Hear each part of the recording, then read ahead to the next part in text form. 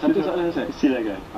Kita ambil wuduk, kita kalau setakat alihkan ke atau kita kena ratakan? Kita kena sentuh ke kita kena alihkan je? Soalan yang bijak.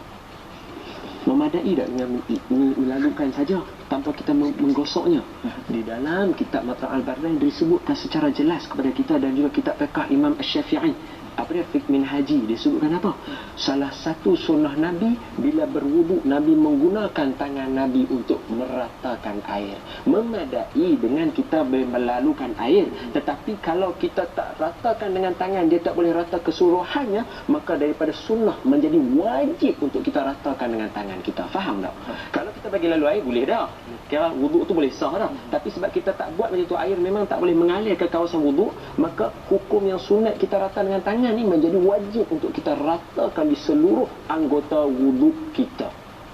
Jelas tak?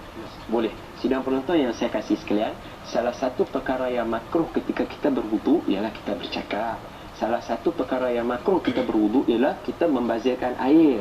Yang seterusnya perkara yang makruh kita ketika kita berwuduk ialah kita mulakan yang kiri daripada yang kanan. Jelas tak? Jelas tak?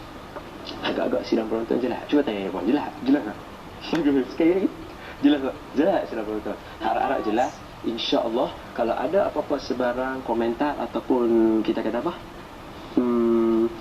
teguran dan sebagainya, soalan, boleh tujukan kepada email kita ustaz.don@tvajar.com ataupun di Facebook kita www.facebook.com/30minit Ustaz Don, ataupun boleh terus kepada talian kita seperti yang tertera di bawah tu tadi masa kawan-kawan kita ni.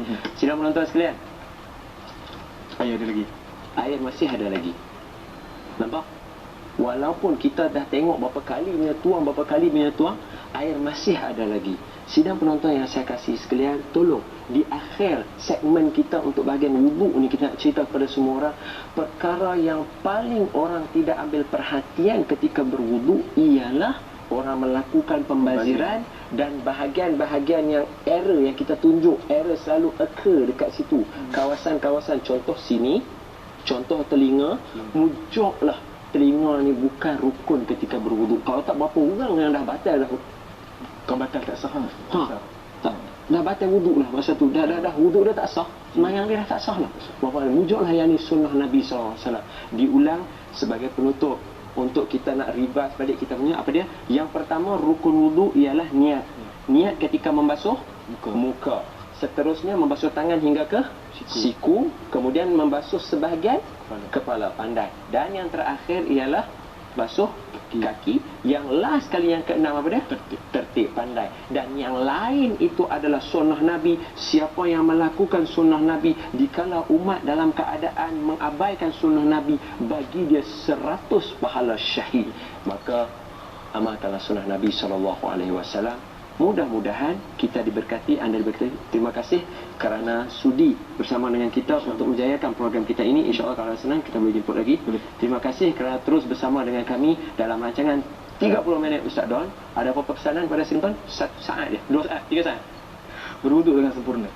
Terima kasih kepada semua. InsyaAllah kita jumpa lagi. Assalamualaikum warahmatullahi wabarakatuh. Minta ampun, minta maaf kalau salah silap.